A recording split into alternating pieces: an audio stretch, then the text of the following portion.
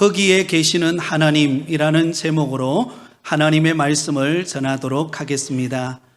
북아메리카 인디언들의 성인식은 아주 특별하게 치루어진다고 합니다. 인디언 소년들은 어린 시절부터 아버지에 의해서 사냥하는 법, 또 정찰하는 법, 칼을 다루는 법, 그리고 낚시하는 기술을 배우게 됩니다. 그러다가 성인이 되는 만 13살이 되면 한 가지 중요한 행사를 거행하게 됩니다. 캄캄한 밤이 되면 아버지가 그 소년 아들을 데리고 깊은 숲속으로 데려가서는 그 숲에 홀로 남겨두고 오는 것입니다.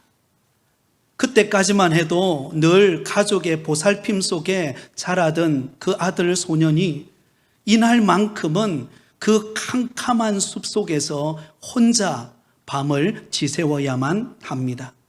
이때부터 소년은 그 기나긴 공포의 밤을 그 숲속에서 홀로 지새우게 되는데요.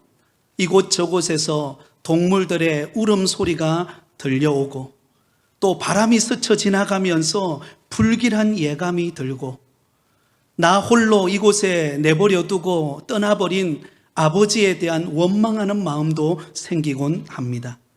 그런데 태어나서 가장 길게 느껴지던 그 두려움과 공포의 시간이 지나고 난 이후에 도무지 찾아올 것 같지 않았던 새벽의 여명이 밝아오면 주위에 나무가 보이고 풀이 보이고 길이 보이기 시작할 때 그때 안도의 한숨을 쉬게 됩니다.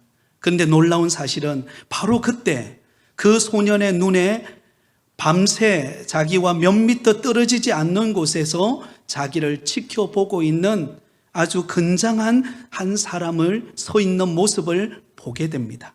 그 사람이 누구이겠습니까?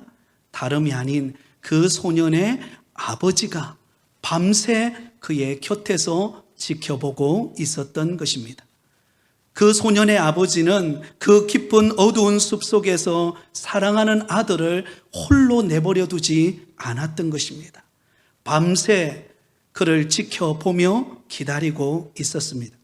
그러므로 소년은 혼자인 줄 느꼈지만 그러나 혼자가 아니라 그의 곁에는 아버지가 서 있었습니다. 거기에 아버지가 있었던 것입니다. 사랑하는 성도 여러분, 우리가 인생의 길을 걸어가다 보면 때로는 나 혼자뿐이다 라고 느낄 때가 있습니다. 한없는 외로움이 내 마음속에 밀려오고 되는 일도 없고 열심히 한 해를 보냈지만 지나고 보면 뭔가 이룬 것도 없고 그런 나 자신을 보면서 실망이 되고 낙심이 되고 주저앉을 때가 있습니다. 심지어는 인생의 깊은 골짜기를 지나가면서 하나님께서도 나를 버리신 것 아닌가 이런 생각마저 들 때가 있습니다. 그러나 여러분, 하나님은 결코 우리 곁을 떠나지 않으십니다. 항상 우리 곁에 계셔서 우리를 지키시고 우리를 보호하시는 분이 저와 여러분이 믿는 전능하신 하나님이심을 기억하실 수 있기를 바랍니다. 바로 그 하나님의 이름을 오늘 본문 속에서 우리에게 소개하고 있습니다. 그 이름은 바로 여호와 삼마입니다.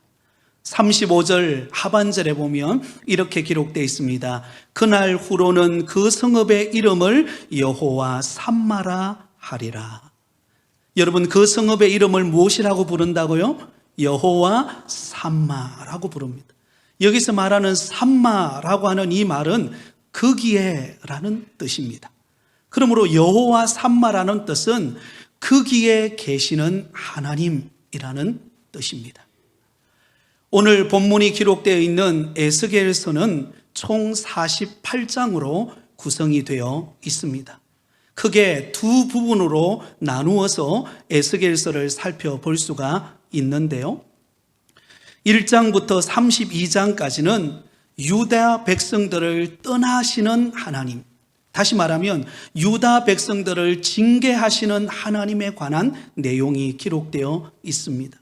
하나님만 섬기고 하나님의 뜻대로 살아야 되는 이스라엘 백성들이 우상을 숭배하고 죄를 범함으로 하나님을 떠나버렸습니다.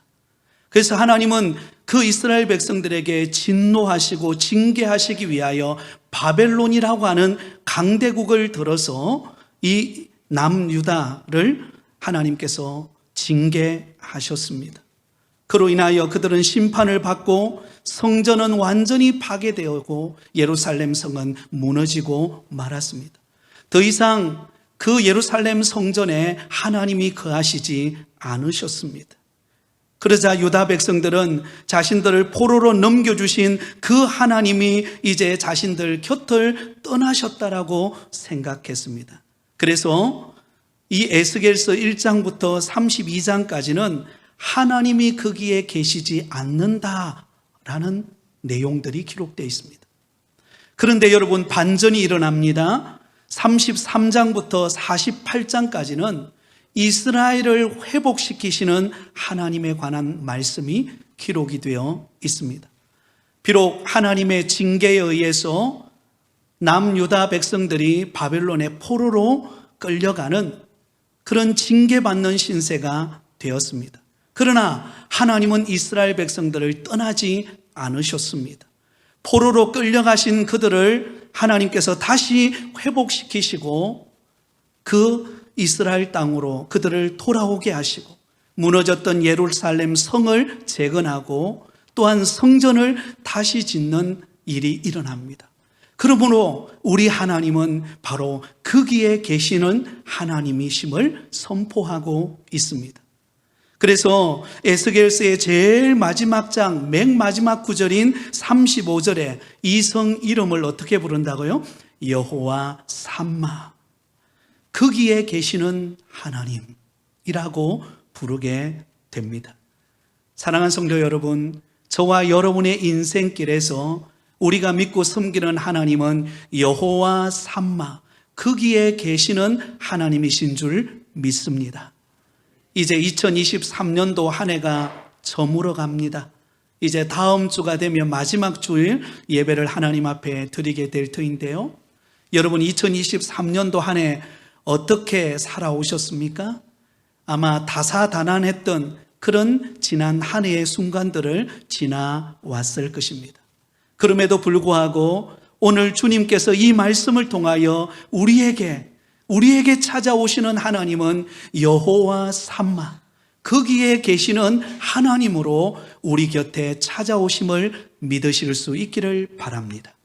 자, 그렇다면 여호와 삼마, 거기에 계시는 하나님은 오늘날 우리에게 어떤 하나님으로 다가오고 계실까요? 그 첫 번째는 우리의 과거의 삶에도 거기 계시는 하나님이셨습니다. 여러분, 이스라엘 역사 중에서 가장 어두웠던 과거를 꼽으라면, 두 가지 사건을 꼽으라면 어떤 사건을 꼽을 수 있을까요? 바로 애굽에 430년 동안 종되었던 바로 그때 그 순간과, 그리고 70년 동안 바벨론의 포로 신세가 되어 고통받는 바로 그 순간을 우리가 뽑을 수 있을 것입니다. 그래서 성경에서는 이스라엘 백성들이 과거 애굽에 종되었던 그 이야기를 21번이나 기록해 놓고 있습니다. 그만큼 이스라엘 백성들이 애굽 땅에서 종살이한 것이 얼마나 이스라엘 백성들에게 있어서 큰 고통의 순간이었는가를 우리에게 보여주고 있습니다. 그 이유는 인생에 있어서 가장 고통스러운 순간은 바로 자유를 빼앗긴 순간이기 때문입니다. 자유를 빼앗기고 종살이하는 신세야말로 가장 고달픈 인생이라고 말할 수 있습니다. 여러분, 지난날 우리나라 과거에도요, 이런 때가 있었습니다. 병자호란 때 청나라에 의해서 우리나라 사람들이, 수많은 사람들이 강제로 끌려가서 사랑하는 가족과 이별하며 그곳에서 노예처럼 팔려가 살게 되었습니다. 안타깝게도 그 이후에 여성들이 다시 고국으로 돌아왔을 때 그들을 향하여서 비난하면서 환향녀라는 말로 멸시하고 천대했던 때가 있었습니다. 또한 여러분, 일제 식민지하 36년의 일제 치하 속에서 우리는 강제 노역을 당해야만 했고, 또 이름도 제대로 쓰지 못하고 개명하여서 일본 이름을 쓰고, 또한 일본어를 배워야 했고, 우리는 비참한 현실을 보내는 고통의 노예처럼 살아가는 자유를 빼앗기던 때가 있었습니다. 슬픈 우리나라의 과거의 현실이었죠. 그런데 여러분, 이러한 자유를 빼앗긴 모습은 과거에만 있었던 게 아니에요.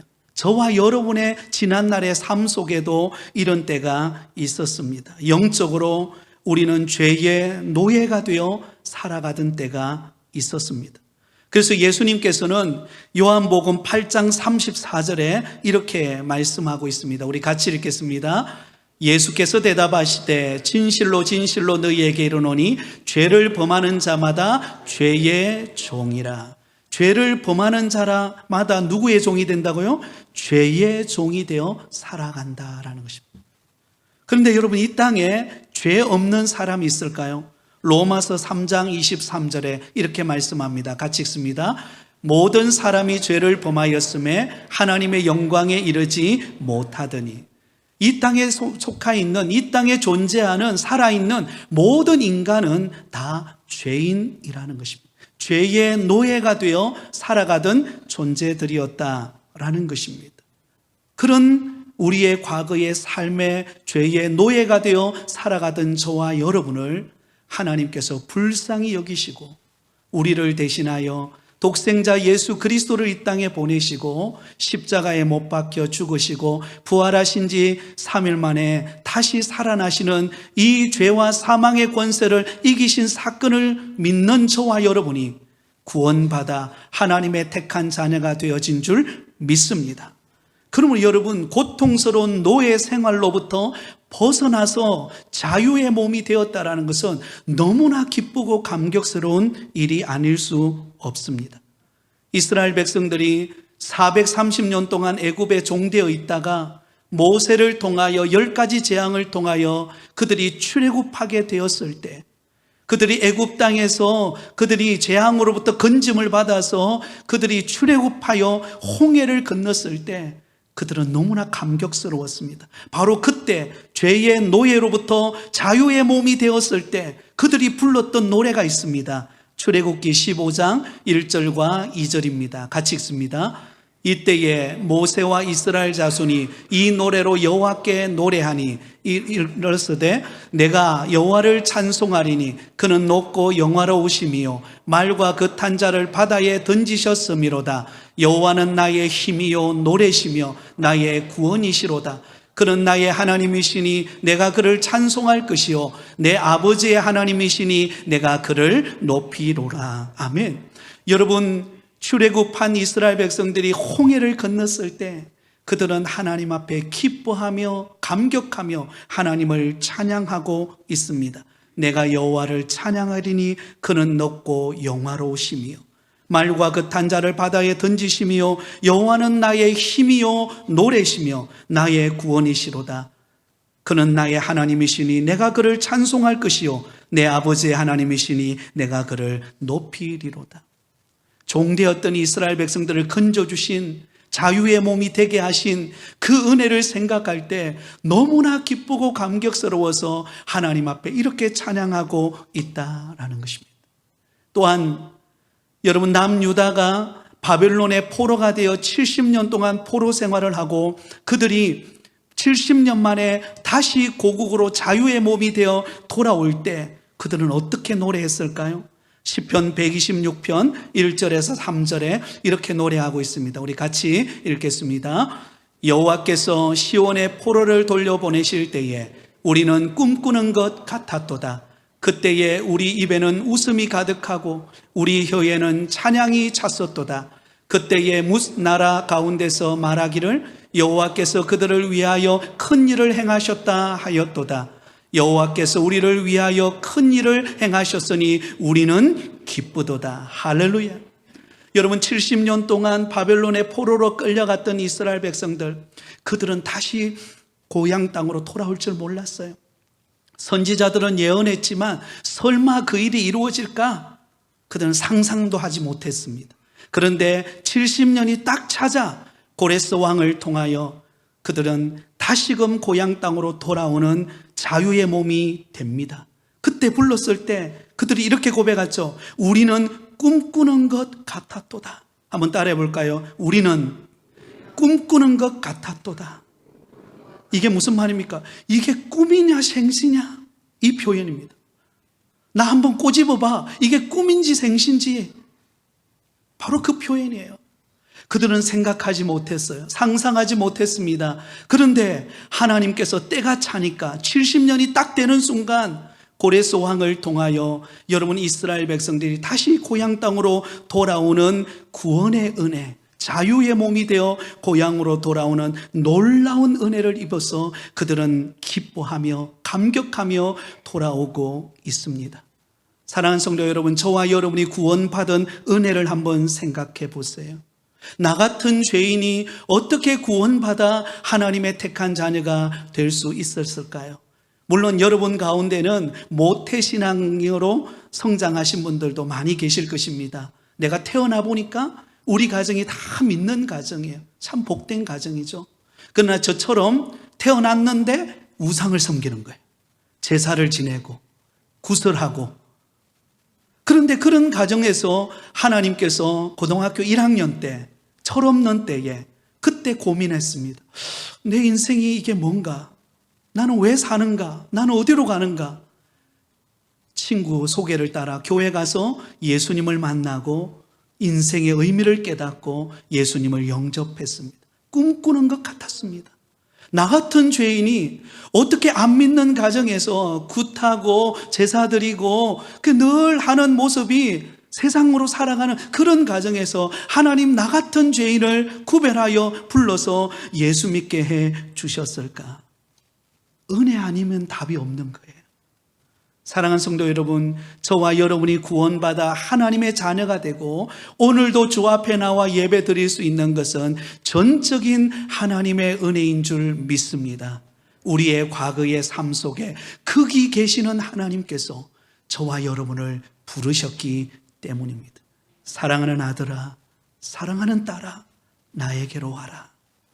돈 없는 자도 없고 못 배워도 괜찮고 많이 가지지 않아도 괜찮으니 내게 와라. 그래서 우리는 예수님을 만났고 하나님의 택한 자녀가 되었고 주를 섬기는 은혜를 입은 줄 믿습니다. 그 은혜를 깨달았던 존 뉴턴은 노예 상인이었죠. 배의 선장으로서 배 타고 다니면서 여러분 저 아프리카에 가서 흑인들을 잡아서 노예로 팔아버리던 잔인했던 그가 예수님을 인격적으로 만나고 난 다음에 그가 과거의 잘못이 얼마나 죄된 삶이었는가를 깨닫고 돌이켰을 때 그때 지은 찬양이 있죠. 우리가 잘 아는 찬양, 나 같은 죄인 살리신 주 은혜 놀라와. 우리 한번 1절과 2절을 한번 찬양해 볼까요? 나 같은 죄인 살리신 주 은혜 놀라와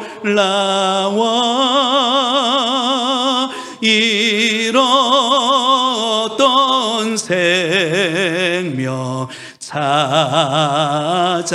찾았고 광명으로 얻던 내 2절입니다. 큰 죄악에서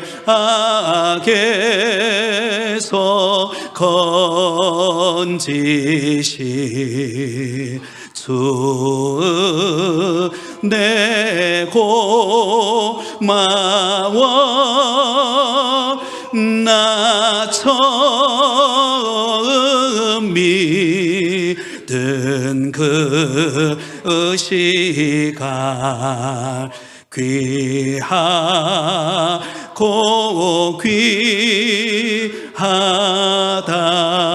귀하다. 할렐루야. 여러분 2절 가사를 보세요. 이렇게 기록되어 있죠. 큰 죄악에서 건지신 주 은혜 놀라와 나 처음 믿은 그 시간 귀하고 귀하다. 여러분, 우리가 처음 예수님을 만났던 때를 생각해 보세요. 그때는 예수님이 만난 게 너무 좋고 교회당에 와서 앉아 있기만 해도 행복하고 하나님 앞에 찬양만 해도 눈물이 흐르고 예배할 수 있는 게 감사하고 성도들을 만날 수 있는 게 감격이지 않으셨습니까? 그런 우리가 예수 믿었던, 만났던 그 순간 하나님은 거기에 계셨습니다.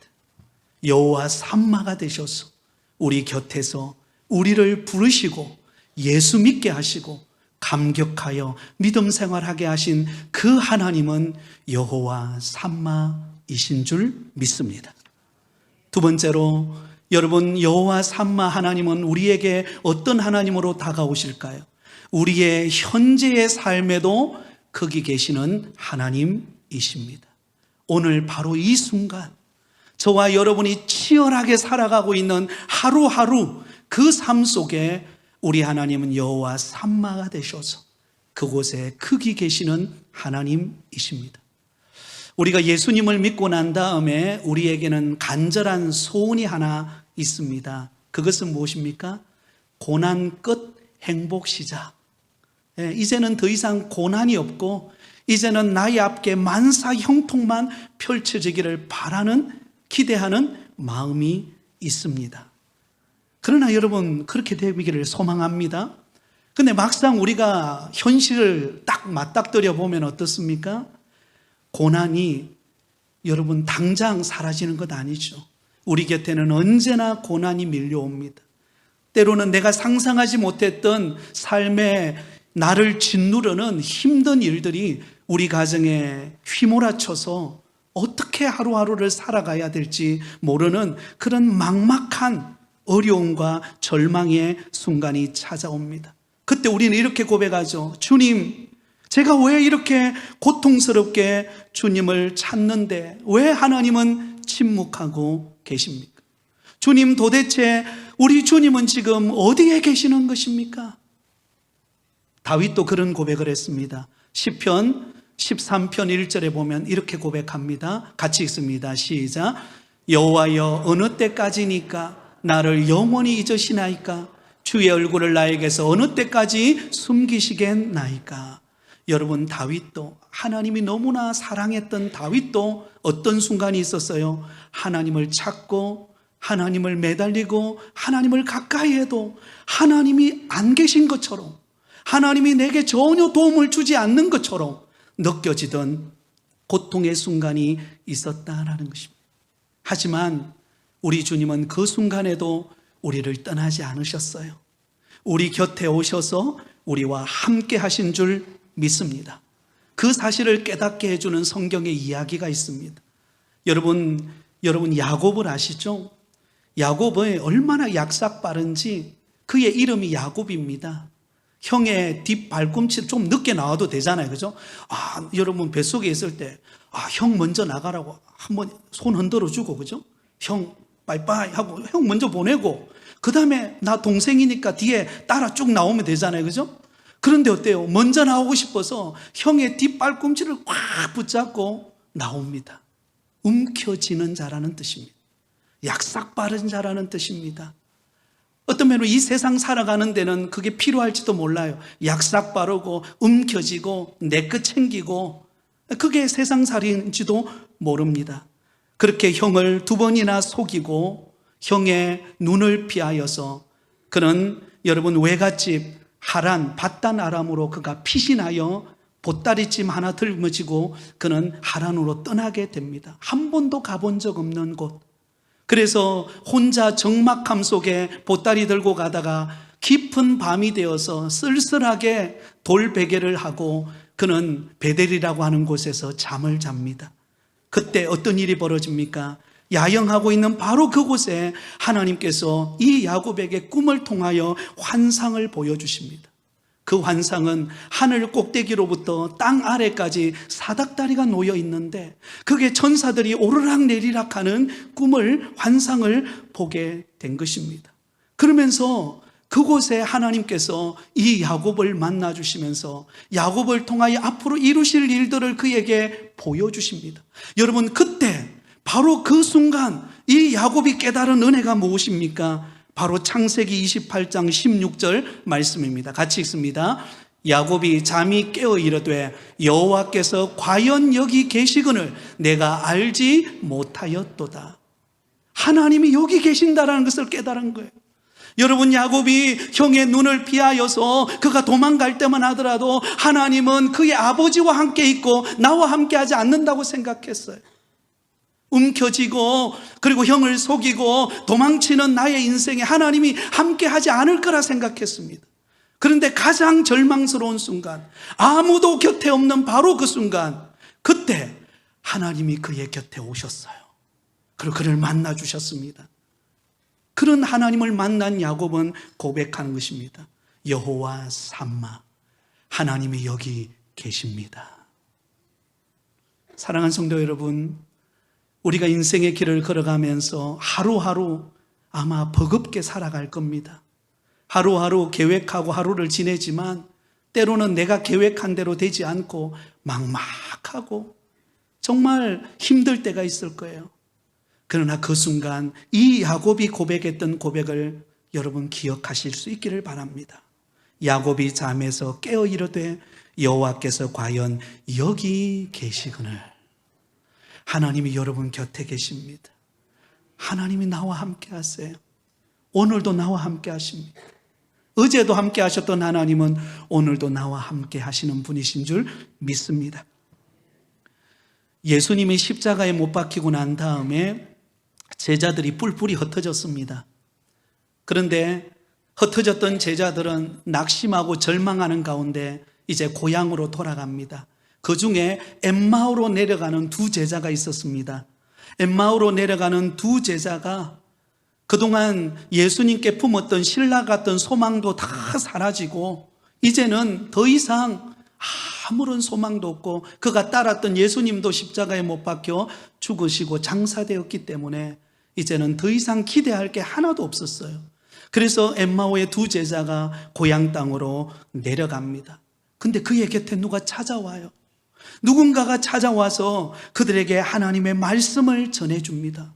근데 그 말씀을 듣는데 갑자기 소망이 사라지고 낙심이 되고 절망이 되었던 그들의 마음이 뜨거워지기 시작하는 거예요.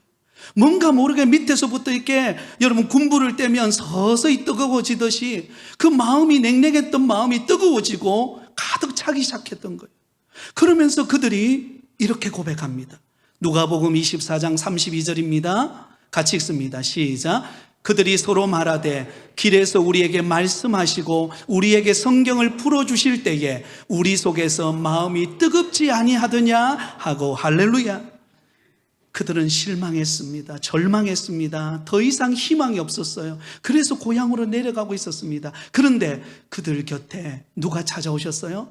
부활하신 예수님께서 그들의 곁에 계신 것입니다. 거기 계셨던 거예요. 그러면서 그들에게 말씀하시고 그들의 식어진 마음을 뜨겁게 하시고 회복하는 은혜를 주신 것입니다. 사랑하는 여러분, 우리가 고난 가운데 있지만 때로는 내 앞이 보이지 않는 하루하루를 버겁게 살아가고 있지만 주님은 여러분 곁에 계십니다. 그 주님 바라보며 용기 잃지 않기를 바랍니다. 2차 세계대전 때 독일의 아우슈비츠 수용소에 수많은 유대인들이 붙잡혀 왔습니다. 그래서 가스실에 들어가서 수많은 유대인들이 목숨을 잃는 안타까운 일들이 일어났습니다. 그때 유대인들은 하나님 지금 어디에 계십니까? 왜 이 일을 허락하시는 것입니까? 왜 허용하는 것입니까? 왜 하나님이 택한 유대인들을 이렇게 버리시는 것입니까? 절규했습니다. 그러나 전쟁이 끝나고 난 다음에 수용소를 접수한 연합군 병사가 그 수용소를 점검하는데 놀랍게도 그 수용소 가운데 벽에 구석에 이런 글이 적혀 있는 거예요. 그 크신 하나님의 사랑 말로 다 형용 못하네. 하늘을 두루마리 삼고 바다를 먹물 삼아도 한없는 하나님의 사랑 다 기록할 수 없겠네. 우리가 부르는 찬송이죠. 그런 찬양이 기록되어 있는 거예요. 너무 감동이 되는 거예요. 그런데 그 밑에 그 찬양 구절을 적은 바로 그 밑에 이런 문장이 적혀 있었습니다. 하나님은 여기에 계십니다. 하나님은 여기에 계십니다. 모든 사람들이 절규했어요. 하나님 어디에 계십니까? 하나님 왜 우리를 버리셨습니까? 그런데 하나님의 깊은 사랑을 깨닫고 찬양했던 이 사람은 무명의 사람, 누군지 모르죠. 근데 그는 하나님이 여기 계십니다. 그거 붙잡았던 거예요. 사랑하는 여러분, 우리가 붙잡아야 할 것은 무엇일까요? 여호와 삼마입니다. 거기에 계시는 하나님, 나의 곁에 계시는 하나님, 그 하나님만의 우리가 붙들어야 할 분이신 줄 믿으시기 바랍니다. 마지막 세 번째로, 여러분, 여호와 삼마 하나님은 우리에게 어떤 하나님이실까요? 우리의 영원한 미래에도 거기 계시는 하나님이십니다. 에스겔서는 총 48장으로 구성되어진 대선지서입니다. 그 중에서 특별히 40장부터 마지막 48장까지는 하나님께서 다시 회복하시는 예루살렘 성읍과 성전에 대한 환상들을 보여주십니다. 사실 바벨론의 포로로 끌려간 때에 그들만 끌려간 게 아니라 그 바벨론 사람들에 의해서 예루살렘 성이 완전히 파괴되고, 여러분, 그리고 특별히 솔로몬이 지었던 예루살렘 성전은 완전히 파괴가 이루어졌습니다. 더 이상 희망이 없었어요. 그런데 40장부터 48장까지는 그 무너진 예루살렘 성읍과 성문이 다시금 회복되어지는 환상과 그 이야기들이 기록되어 있어요. 오늘 본문에도 바로 그 이야기입니다. 문들에 대한 이야기죠. 그 문들을, 그 예루살렘 성문들을 세우는데 각 지파마다 그 역할을 맡아서 성문을 지키고 성문을 쌓고 회복하는 이야기가 오늘 본문 속에 담겨져 있습니다.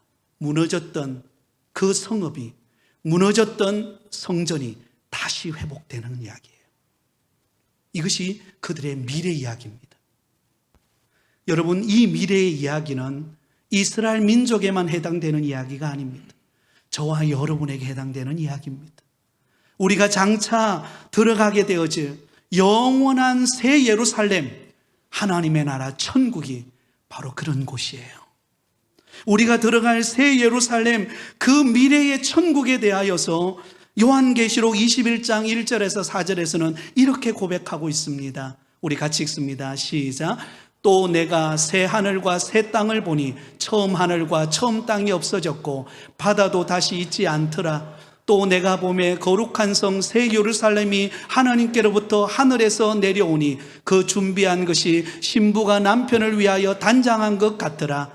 내가 들으니 보좌에서 큰 음성이 나서 이르되 보라, 하나님의 장막이 사람들과 함께 있음에 하나님이 그들과 함께 계시리니 그들은 하나님의 백성이 되고 하나님은 친히 그들과 함께 계셔서 모든 눈물을 그 눈에서 닦아주시니 다시는 사망이 없고 애통하는 것이나 곡하는 것이나 아픈 것이 다시 있지 아니하리니 처음 것들이 다 지나갔음이로라. 할렐루야. 새 하늘과 새 땅, 장차 우리가 들어가야 될 그 영원한 하나님의 나라, 새 하늘과 새 땅, 그곳은 어떤 곳인가? 그곳에 누가 계세요? 하나님이 함께 계시는 거예요. 여호와 삼마, 그 하나님이 거기에 계셔서 우리의 눈물을 닦으시고 우리의 고통을 닦으시고 우리의 아픔을 싸매시고 영원히 천국에서 주님과 함께 살게 되어질 그곳, 우리가 미래에 들어갈 하나님의 나라 천국인 줄 믿습니다. 세계적인 대부흥사였던 빌리 그리함 목사님이 집회를 하는데 어떤 사람이 그에게 찾아와서 이렇게 질문을 합니다.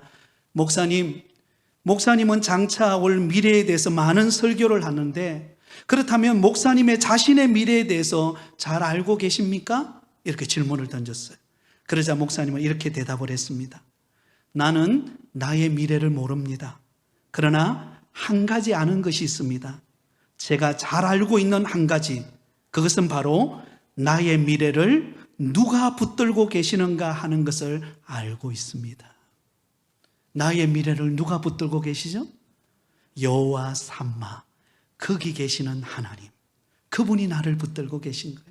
그분이 하나님의 나라 천국까지 저와 여러분을 안전하게 이끌어 가실 것입니다. 그러면 여러분, 우리 미래는 두려워할 게 아니에요. 2023년 한 해가 저물어지고 2024년 새해가 밝아올 때 아이고 뭐 작년이나 올해는 뭐 변할 게 뭐가 있냐? 아니에요. 하나님은 새로운 은혜를 준비하시고 새로운 꿈을 주시고 새로운 응답을 주실 것입니다. 거기 계시는 하나님 여호와 삼마, 과거에도 계셨고 오늘도 계시고 우리 미래도 함께 하실 그 좋으신 그 여호와 삼마 되시는 하나님과 함께 동행하며 날마다 믿음의 길을 담대하게 걸어가는 우리 부곡교회 모든 성도들이 되시기를 예수님의 이름으로 축원드립니다.